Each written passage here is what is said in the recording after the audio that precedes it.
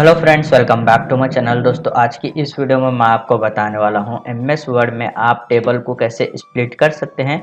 आपको इसमें दो तरीके बताने वाला हूं जिससे आप जो है टेबल को स्प्लिट कर सकते हैं। एक है मैनुअल और एक है शॉर्टकट की का। तो सबसे पहले आपको जो है एमएस वर्ड ओपन करना है। आप जो भी टेबल को जो है स्प्लिट करना चाहते हैं तो आप उस टेबल को जो है यहाँ पर आ जाइए। उसके बाद आप यहाँ पर देख सकते हैं मेरे को यहाँ पर से इसको स्प्लिट कर देना है। तो यहाँ पर इस वाले रो के ऊपर मैं सेलेक्ट करूँगा। सबसे पहले मैं आपको यहाँ पर मैनुअल बताऊँगा।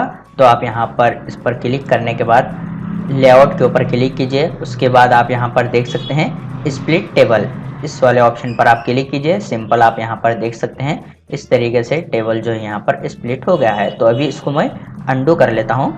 अभी आपको यहाँ पर शॉर्टकट की से बताने वाला हूँ। आप जो है इजीली यूज़ कर सकते हैं। Control plus shift plus enter press कर देना है। आप यहाँ पर देख सकते हैं टेबल स्प्लिट हो गया है। तो दोस्तों, बहुत सिंपल है। आप एमएस वर्ड में कोई भी टेबल को जो है स्प्लिट कर सकते हैं।